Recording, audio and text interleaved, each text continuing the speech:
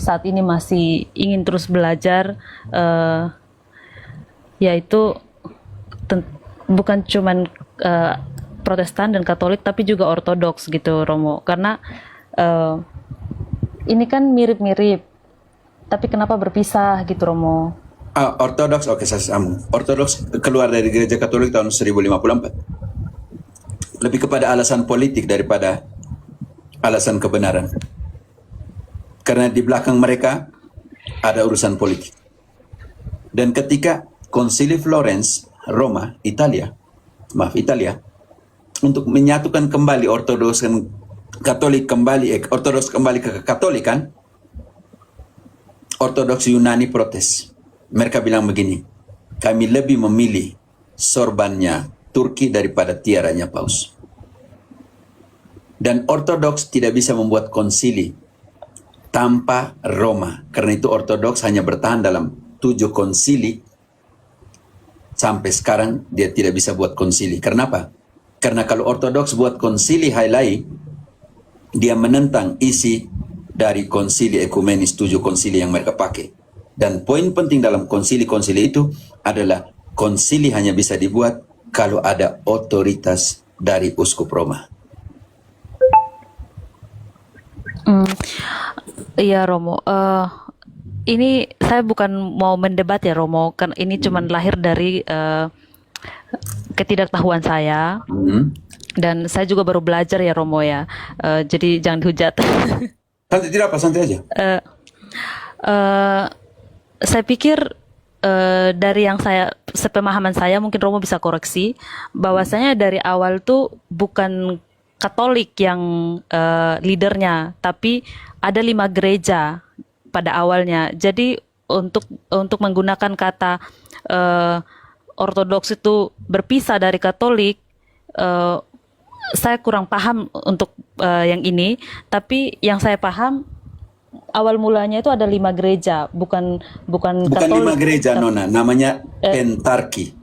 Oh ya, Pentarki. Yerusalem hancur tahun 70. Kau mau mengharapkan apa di sana? Antioquia siapa yang dirikan? Petrus. Konstantinopel, ketika Konstantinus memindahkan kerajaan, mau Roma mau dipindahkan jadi Istanbul, Konstantinopel jadi Roma kedua. Dan untuk jadi keuskupan agung metropolitan itu harus mendapat otorisasi dari uskup Roma. Dari semua itu yang bertahan hanya Roma dari lima pentarki itu. Engkau tahu itu? Saya belum sepenuhnya tahu. Oke. Engkau tahu bahwa di mana ada Petrus, di situ adalah kepemimpinan. Kisah 15 ayat 7. Allah memilih saya dari semula. Untuk apa? Dari antara kalian. Untuk apa? Supaya melalui mulutku semua bangsa menerima pemberitaan Injil dan menjadi percaya.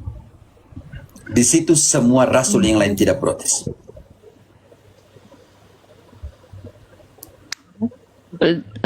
Iya, Romo. Nah, kita baca dulu. Berarti Kisah 15 ayat 7. Oh, ya. Baca dulu. Setiap kali saya sebut ayat tolong dibaca cepat, teman-teman. Waduh, Friska Ginti. Sinyal Friska dulu tempatnya cara sinyal lah.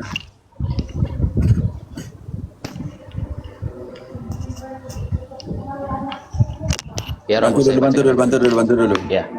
Mandek nih waktu. Ya. Kisah 15 ayat 7 ya. Ya. Oke. 15 ayat 7. Sesudah beberapa waktu lamanya berlangsung bertukaran pikiran mengenai soal itu, berdirilah Petrus dan berkata kepada mereka, "Hai saudara-saudara, kamu tahu bahwa telah sejak semula Allah memilih aku dari antara kamu, supaya dengan perantaraan mulutku bangsa-bangsa lain mendengar berita Injil dan menjadi percaya." Hai, siapa yang berdiri dan berkata di situ? Petrus. Kalau kalau Konstantinopel bilang Andres protes di situ. Engkau tunjukkan nama Andres di dalam Kisah Para Rasul.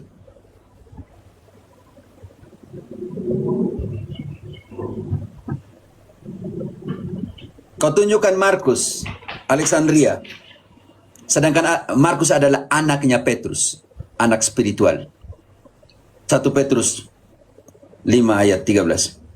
Ketika Petrus menulis kepada para gembala, dia ada di mana? Bantu dulu ayat 1 dan ayat 2. Dari ayat 1 lah. 1 Petrus 5, Pater. Yuk. Siapa yang menulis surat gembala? Engkau harus tunjukkan di sini dari 5 pentarki itu dengan rasul masing-masing. Engkau harus tunjukkan di situ Andres yang tulis atau Markus yang tulis, kalau Alexandria, ataukah siapa yang tulis di situ? Baik, Pater. Diri Gutman. Oh, di Frateria mungkin. Ya. Priska, kau punya sinar sudah bagus belum? Jaringannya kan lemah, Romo, jadi hilang timbul, jadi nggak tahu juga. Oke. Ayo dah. Oke, saya aja nggak apa-apa, Pater. 1 Petrus 5 ayat 1. Aku menasihatkan para presbiter di antara kamu. Aku sebagai teman presbiter dan saksi penderitaan Kristus yang juga akan mendapat bagian dalam kemuliaan yang akan dinyatakan kelak. Tahan dulu di situ. Highlight. Aku ini siapa? Aku menasihati para presbiter. Dan aku adalah rekan presbiter. Aku ini siapa?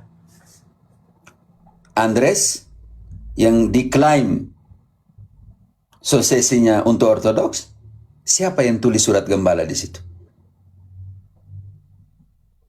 Highlight. Siapa? Oke, bantu. 1 Petrus 1 ayat 1.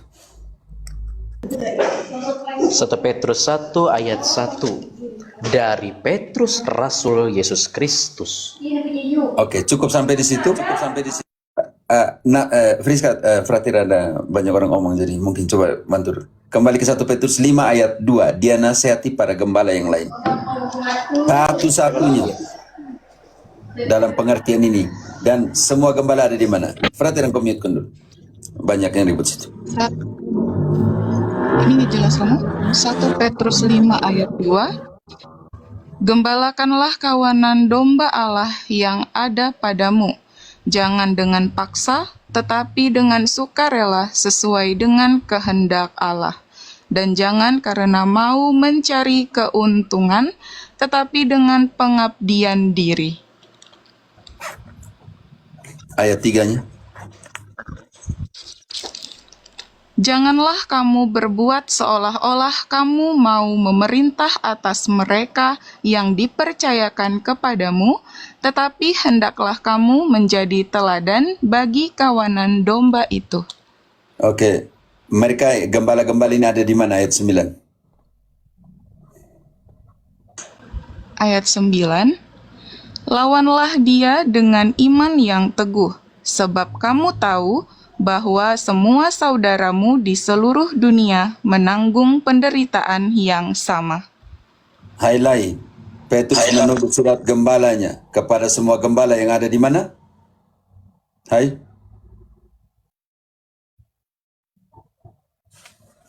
Hai. Petrus menulis surat gembala di situ kepada semua gembala di ayat 9 yang ada di seluruh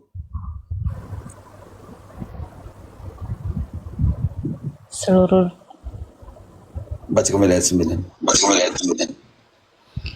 Lawanlah dia dengan iman yang teguh, sebab kamu tahu bahwa semua saudaramu di seluruh dunia menanggung penderitaan yang sama.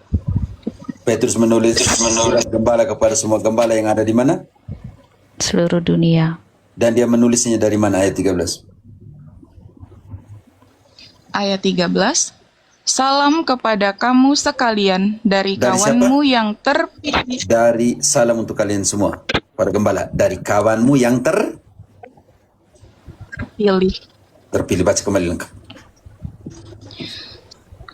Kamu sekalian dari kawanmu yang terpilih yang di Babylon, dan juga dari Markus anakku. Bagaimana engkau bilang pentarki? Contohnya Alexandria, gereja Alexandria Mesir, semuanya di situ.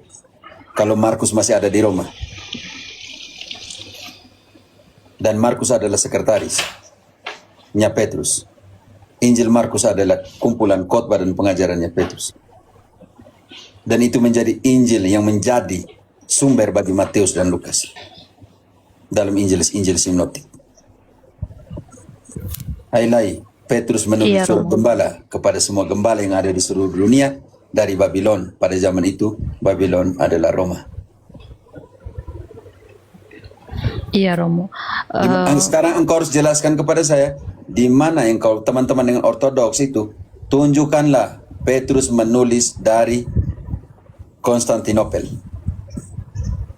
Tunjukkanlah Petrus menulis dari Antioquia. Surat gembala tadi.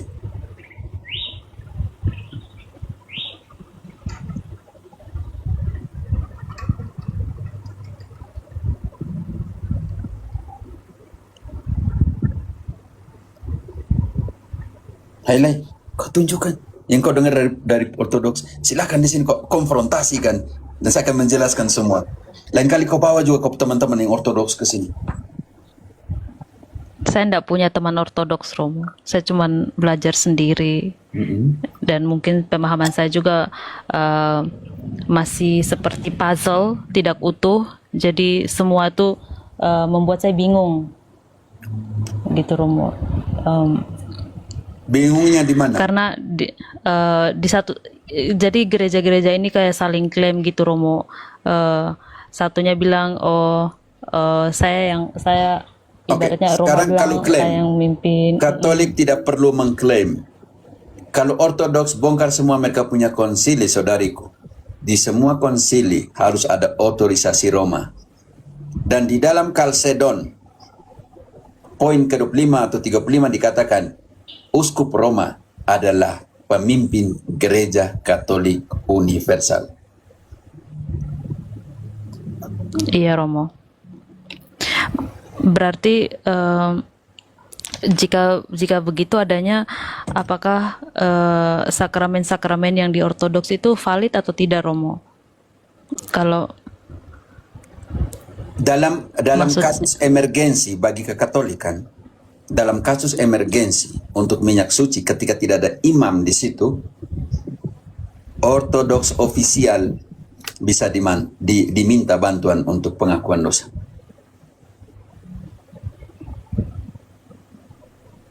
Itu ada di dalam kanon, ditentukan. Tetapi dalam keadaan emergensi, di mana pastor Katolik tidak ada. Makanya kita harus tahu dulu ortodoks yang mana. Highlight Goit bukan tidak diakui oleh ortodoks dunia. Ortodoks dunia hanya punya 14 cabang. Dan Iya, sekarang engkau mau pakai validitas. Yesus bilang pergilah ke seluruh dunia. Ortodoks ada di seluruh dunia. Kalau begitu kita lihat, kalau begitu antara Katolik Roma dengan Ortodoks ini, berapa sih perbandingan jumlah? Katolik berapa agama terbesar di seluruh dunia? Katolik Roma. Lihat data di situ. Ortodoks berapa besar? Kalau memang adalah gereja mula-mula dan menerima langsung dari Tuhan, dan Yesus bilang, pergilah, jadilah saksi di seluruh dunia. Bantu dulu, Kisah 1 ayat 8. Sekarang mau tahu ortodoks ada di seluruh dunia atau tidak? Kisah 1 ayat 8. Tetapi kamu akan menerima kuasa kalau Roh Kudus turun ke atas kamu. Dan kamu akan menjadi saksiku di Yerusalem dan di seluruh Yudea dan Samaria dan sampai ke ujung bumi. Pertanyaan saya, dari protestantisme, dari denominasimu, ada di seluruh dunia? Highlight.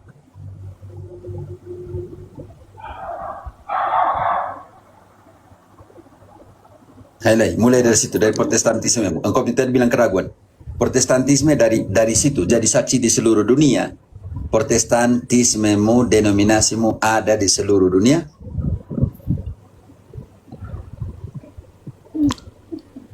mungkin. Denominasimu ada di seluruh dunia? Enggak. Soalnya kan banyak denominasi, Romo. Iya, makanya itu pertanyaan saya. Ortodoks ada di seluruh dunia? dari 14 ortodoks itu, 13-14 ortodoks ofisial itu ada di seluruh dunia? Saya kurang tahu. Tidak ada. Tonjok Columbia di kampung sana tidak ada, di hutan tidak ada. Contohnya di Kalimantan yang di hutan ada ortodoks? Nggak ada, Pater, sampai sekarang. Saya aja di sini nggak ada, Pater. Bagaimana membuktikan bahwa mereka ada di seluruh, jadi saksi di seluruh dunia? Makanya pertanyaan saya untuk Hai, gereja mana yang ada di seluruh pelosok dunia? Katolik, Pater, sampai di Antartika pun ada. Selesai. Dan pemimpinnya juga menjadi Katolik dalam pengertian seluruh kardinal di dunia bisa dipilih jadi paus dan bisa memilih jadi paus. Kekatolikan dalam otoritas. Semua untuk semua dan satu untuk semua, semua untuk satu. Karena itu Katolik, universal, universe, dari kata unus dan versus Latin. Unus artinya satu, versus artinya yang mengelilingi. Satu ini ada di sekeliling seluruh dunia, dan yang ada di seluruh dunia ini punya satu saja. Karena itu, apa yang dikatakan dalam Efesus 4 ayat 4-6. Satu gereja, satu Tuhan, satu Roh Kudus, satu Allah, Bapa dari semua, satu pembaptisan, satu iman. Tidak ada yang lain. Iya, Romo. Terima kasih banyak buat penjelasannya. Saya mau bertanya lagi. Jadi dalam pandangan Katolik saat ini, Protestan itu sebagai apa dan Ortodoks itu sebagai apa? Apakah mereka saudara terpisah, ataukah mereka musuh, ataukah mereka heresi, bidat, dan mungkin yang lain? Oke, bagi Katolik, Protestantisme adalah komunitas-komunitas beriman, bukan agama. Komunitas Karena apa, agama Romo? dari Protestan, komunitas, bukan agama. Karena agama dia harus punya 3 kriteria, saudariku. Kitab suci. Pertanyaan saya, Protestan punya kitab suci? Atau diambil dari Katolik?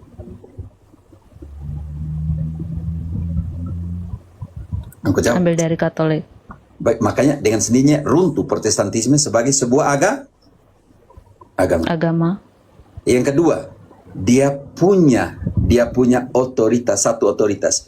Protestantisme 60.000 ini denominasi punya satu otoritas? Tidak. Google, dia tidak pemimpin yang menyatukan. Dan yang ketiga, dia punya tradisi liturgis. Protestan punya tradisi liturgis yang diterima dari para rasul? Tidak. Maka 1 Korintus 11 ayat 23 tidak bisa diaplikasikan kepada Protestan. Kenapa? Karena liturgi yang dirayakan adalah yang diterima dari Tuhan. Maaf, Romo, Sebab ayatnya pada gimana? malam sebelum ia diserahkan, kita lihat dulu dari segi liturgis ini. Oke, sekarang dari segi liturgis. 1 Korintus 11 ayat 23. Sebab apa yang telah kuteruskan kepadamu, telah aku terima dari Tuhan. Tahan dulu. Bagian pertama.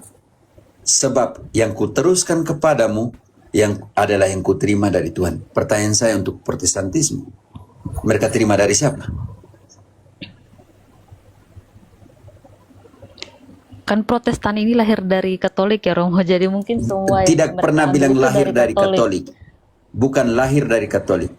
Kalau Katolik melahirkan yang baik, sedangkan Protestan adalah hasil protes terhadap doktrin Katolik. Jadi bukan bilang lahir dari Katolik. Iya. Oke, hati-hati dengan pernyataan. Sekarang kita lihat dulu situ. Yang ku terima dari Tuhan, itulah yang kuteruskan. Secara liturgis, lanjut. Masih koma itu. Yaitu, Yaitu bahwa Tuhan Yesus pada malam waktu ia diserahkan mengambil roti, dan sesudah itu ia mengucap syukur atasnya. Ia memecah-mecahkannya dan berkata, inilah tubuhku yang diserahkan bagi kamu. oke, tahan dulu di situ. Tradisi yang diterima dari para rasul. inilah tubuhku, bukan inilah simbol tubuhku. Sebab di dalam Protestan itu simbol atau itu nyata. Simbol. Kalau begitu sudah bertentangan atau sudah tidak bertentangan secara liturgis di sini? Bertentangan. Bertentangan. Baca ayat 27-nya. Jadi barang siapa dengan cara yang tidak layak makan roti dan minum cawan Tuhan, ia berdosa terhadap tubuh dan darah Tuhan. Kalau simbol artinya tidak berdosa kepada tubuh dan darah. Karena itu hanya sebuah simbol. Sedangkan di situ Paulus bilang begini, liturgis, ekaristi, pemecahan roti adalah benar-benar, sungguh-sungguh. Barang siapa yang tidak layak makan roti dan minum dari cawan itu berdosa kepada tubuh dan darah. Ayat 29. Karena barang siapa makan dan minum tanpa mengakui tubuh Tuhan, ia mendatangkan hukuman atas dirinya. Saudariku, kalau itu simbol, kalian ayat 29 itu tempel yang besar untuk kalian. Tempel yang keras sekali. Karena ketika kalian makan itu, kalian harus mengakui itu adalah tubuh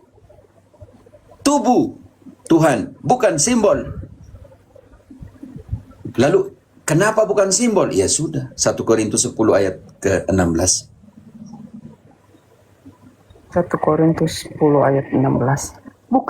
Bukankah cawan pengucapan syukur yang atasnya kita ucapkan syukur adalah persekutuan dengan darah Kristus? Bukankah roti yang kita pecah-pecahkan adalah persekutuan dengan tubuh Kristus? Karena sudah bersekutu di dalam, maka tidak bisa dipisahkan. Bukankah cawan pengucapan syukur adalah persekutuan koinonia, masuk dan tinggal dan jadi di situ darah Kristus, dan roti yang kita pecah-pecahkan adalah persekutuan dengan tubuh Kristus? Bagaimana mungkin Protestantisme bilang itu simbol kalau di dalam kitab suci bilang sungguh-sungguh dan benar-benar? Yohanes 6 ayat 55. Yohanes 6 ayat 55. Sebab dagingku adalah benar-benar makanan dan darahku adalah benar-benar minuman. Highlight kenapa Protestan bilang simbol kalau Yesus bilang benar-benar.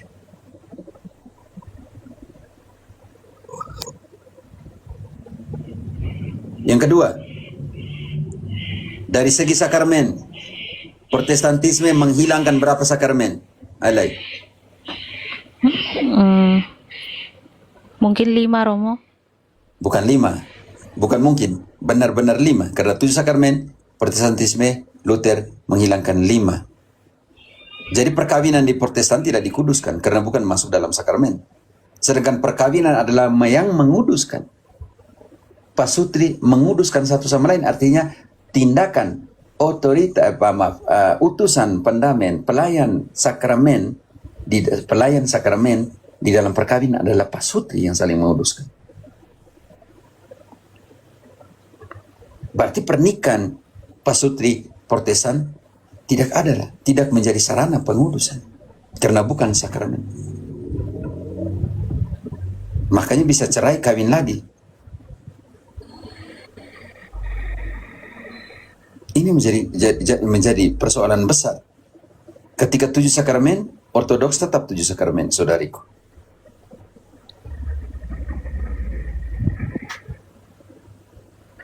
Ortodoks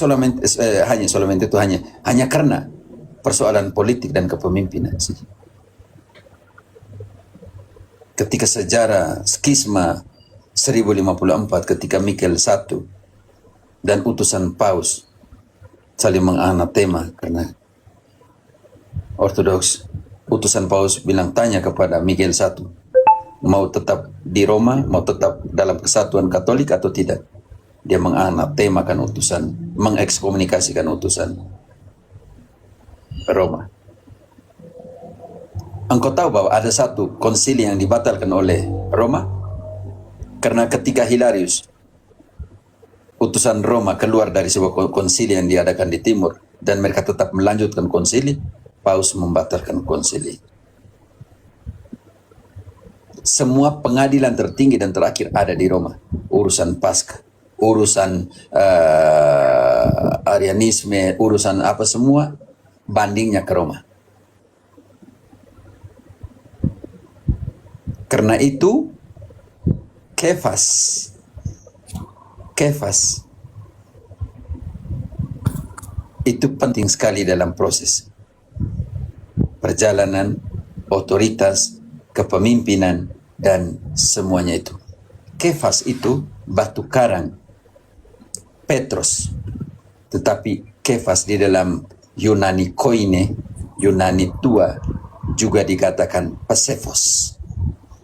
Pasefos itu highlight adalah dua batu yang dimiliki oleh seorang hakim, putih dan hitam, untuk memutuskan sebuah perkara. Kalau membebaskan sebuah perkara, maka hakim akan memberikan batu putih. Kalau hakim tidak membebaskan sebuah perkara, maka dia akan memberikan batu hitam.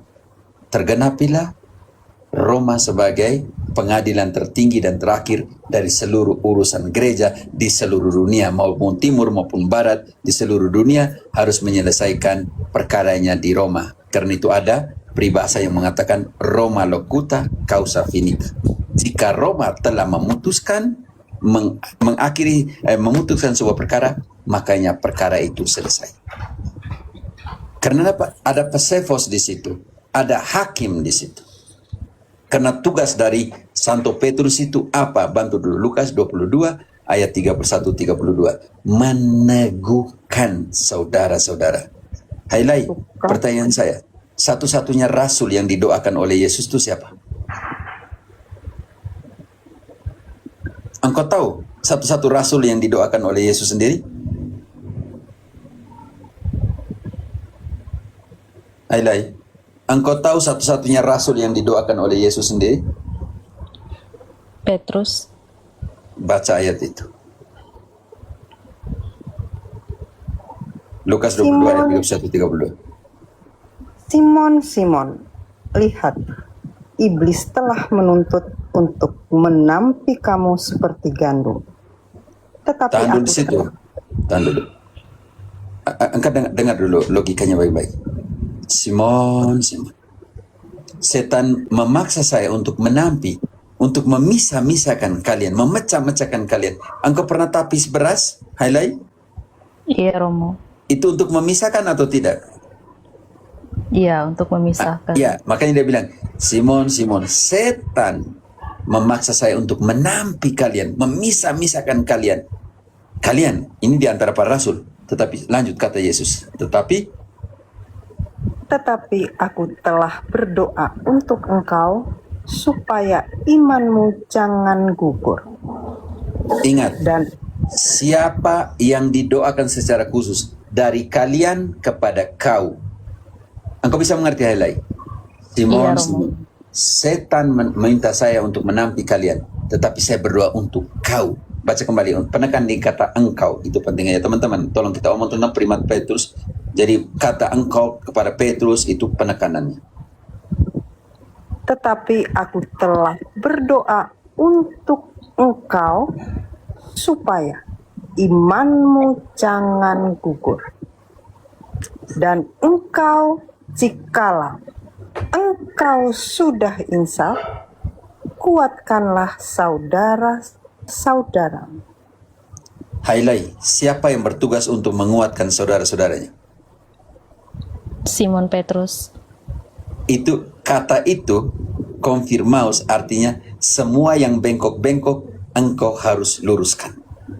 Karena di situ maka Paus bertindak dalam pengajaran dari kursi Santo Petrus yang kita kenal infabilitas, tidak bersalah di dalam ajaran moral dan iman. Karena tugas yang secara khusus diserahkan oleh Yesus meneguhkan saudara-saudara. Yang bengkok-bengkok harus kau luruskan, kau arahkan kembali kepada direksi atau kepada alamat yang sama. Sekarang pertanyaan saya, di dalam Protestantisme siapa yang mengarahkan? Di dalam ortodoks, siapa yang mengarahkan bengkok-bengkok itu diarahkan. Contoh kasus utama nih, kasus khusus langsung.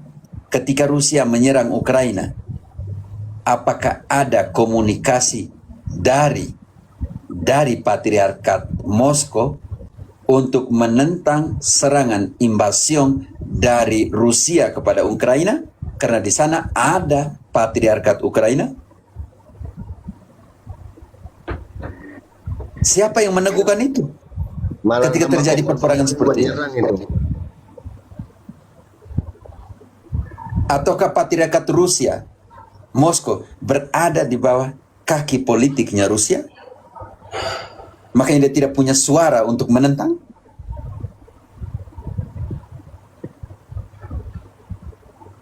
Siapa yang bertugas meneguhkan di dalam 14 atau 13 sampai 14 ortodoks? Siapa, saudariku, siapa? Yang bertugas untuk meneguhkan. Yang bengkok-bengkok ini diluruskan, siapa? Petrus. Tidak, yang kita omong ortodoks ini Oh. dari 14 ortodoks itu, patriarkat itu, siapa yang berani meneguhkan ketika terjadi peperangan seperti ini? Karena dua patriarkat baku dekat, tetangga lagi.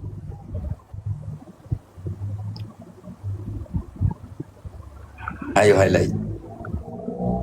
Kalau Katolik siapa yang meneguhkan? Siapa yang harus panggil? Paus. Paus. Pertanyaan saya, kunjungan dari patriarkat di semua negara diterima sama seperti kunjungan seorang paus ke sebuah negara?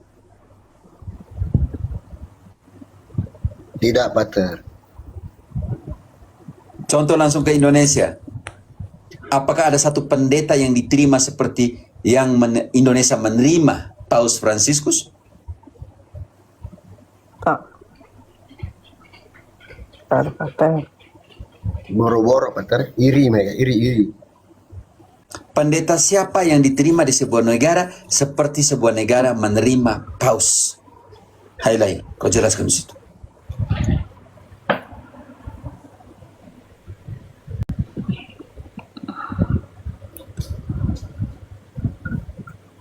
Mungkin nggak tahu sih Romo ya. Mungkin Memang nggak karena pernah ada diterima dalam kenegaraan seperti Iya. itu. Tidak ada.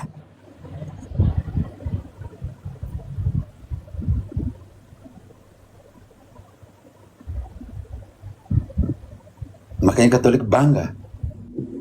Dan dia punya presiden itu, Uskup Roma itu, Paus itu, dipilih dari seluruh dunia.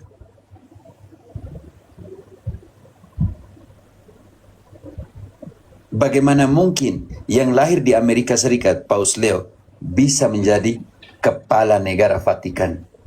Bagaimana mungkin Paus Fransiskus Bergoglio yang lahir di Argentina, dia menjadi pemimpin untuk agama terbesar di seluruh dunia? Bagaimana mungkin Yohanes Paulus II, yaitu Polanda, bagaimana dia menjadi paus untuk seluruh Katolik di seluruh dunia? Kenapa bukan dari Italia? Kenapa bukan dari Roma? Itulah keuniversalitasan. Pertanyaan saya kepadamu, kalau engkau bilang ortodoks, kita ambil ortodoks Moskow. Apakah dia bisa dipimpin ortodoks Moskow itu oleh belahan dunia ortodoks yang lain untuk bisa pimpin di Moskow? Jadi patriarkat Moskow? Bisa, Pater. Harus orang Rusia. Dipilih seperti Petrus memimpin pemilihan Matias, konklav.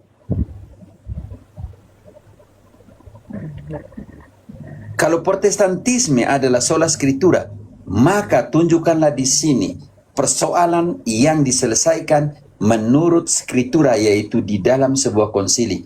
Apakah ada konsili dari 60.000 denominasi Protestan?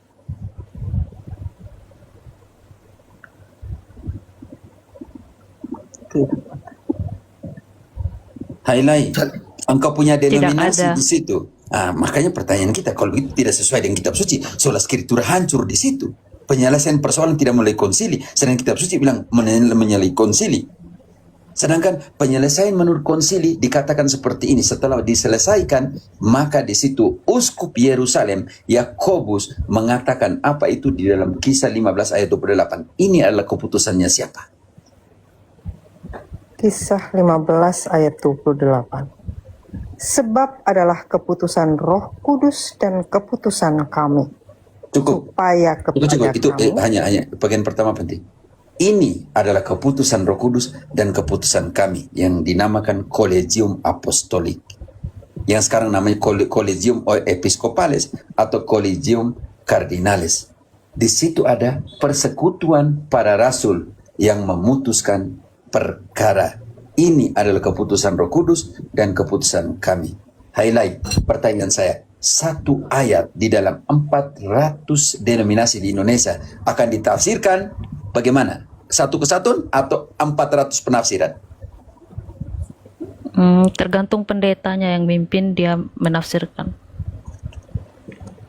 Rusak kan? Semua orang seperti itu. Makanya di situ, kalau tidak ada raja, kalau tidak ada pemimpin, semua orang akan melakukan sesuai yang dipikirkan. Hakim-Hakim 21 ayat 25. Hakim-Hakim 21 ayat 25. Hakim-Hakim 21 ayat 25. Pada zaman itu tidak ada raja di antara orang Israel. Setiap orang berbuat apa yang benar menurut pandangannya sendiri.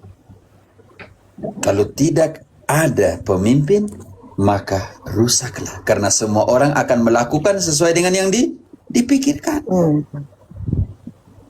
Suka-suka. Berapa denominasi di Indonesia didirikan angel AIV hasil dari protes satu sama lain? Berapa? Berapa di Manado pemisahan denominasi hanya karena protes tidak setuju dengan ini pendeta yang satu? Berapa di Indonesia? 60.000 Batar. Kenapa? 60.000. Di Indonesia 400. 400. Ya, maksudnya pertanyaan saya, di Manado sendiri berapa yang memisahkan diri karena hasil protes? Tuh, banyak Batar. Banyak Batar. Nggak pernah ngitung tapi banyak. Bayangkan. Jadi pertanyaan saudariku benar sekali. Saya mau percaya yang mana kalau begitu? Di dalam Protestantisme ini. Wow. Tetapi mandat yang diberikan kepada gereja Katolik penting sekali. Yohanes 10 ayat 16. Makanya mengajar terus. Mewartakan firman baik atau tidak pun baik waktunya. Ada lagi padaku domba-domba lain yang bukan dari kandang ini. Domba-domba itu harus kutuntun juga, dan mereka akan mendengarkan suaraku, dan mereka akan menjadi satu kawanan dengan satu gembala. Makanya dia pilih siapa di situ? Petrus. 21 ayat 15. Di antara para rasul, highlight, itu di antara para rasul yang lain. Di antara ke-11 rasul itu, dia hanya bilang kepada Petrus. Dia tidak bilang ke semua rasul.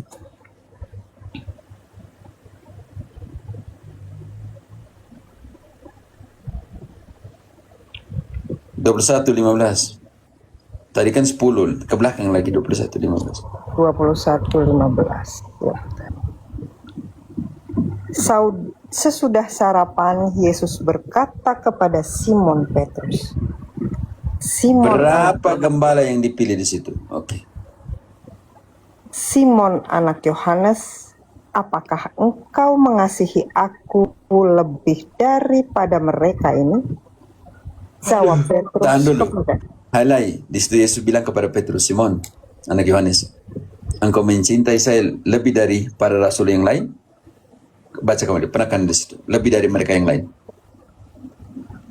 Sesudah sarapan, Yesus berkata kepada Simon Petrus, Simon anak Yohanes, apakah engkau mengasihi aku lebih daripada mereka ini? Tahan dulu, highlight. Yesus bertanya kepada Petrus di hadapan para rasul yang lain. Iya. Sekarang dia akan omong kepada semua rasul, gembalakanlah, atau hanya kepada Petrus. Lanjut ayat. Jawab Petrus kepadanya, benar Tuhan, Engkau tahu bahwa aku mengasihi Engkau.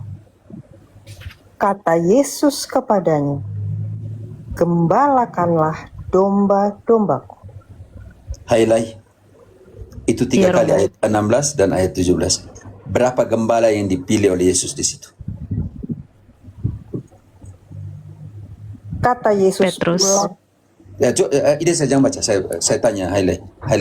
Berapa gembala yang dipilih oleh Yesus sendiri di situ? 1. Kalau begitu bapak gembala kalian bilang di Protestan, bapak gembala itu siapa yang pilih mereka?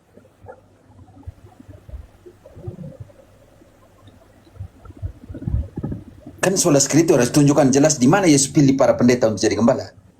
Sedangkan di situ dipilih Petrus. Pertanyaan saya nih, highlight, yang Yesus suruh menjadi penjala manusia itu seluruh rasul atau hanya satu?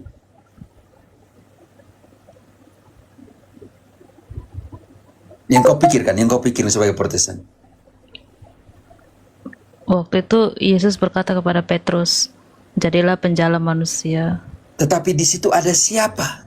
Lukas 5 ayat 10. Di situ ada Yohanes dan Yakobus atau tidak? Tapi kenapa Yesus bilang hanya kepada Petrus?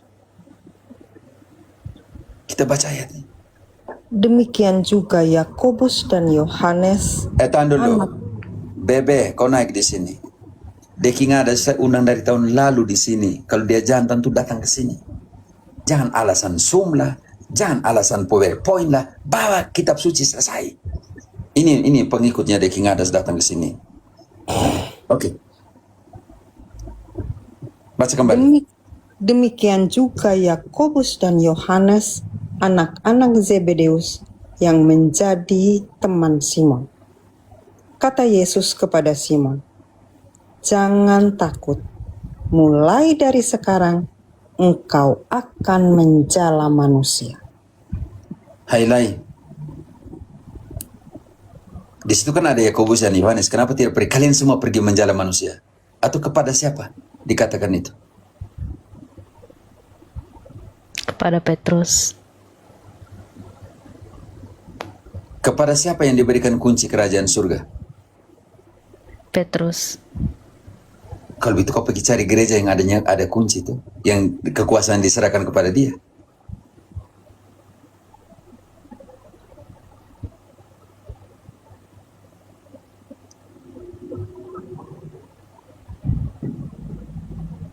Kau buat apa cari lagi di orang yang tidak punya kunci? Yang orang yang tidak dia suruh gembalakanlah. Orang yang dia tidak suruh jalalah.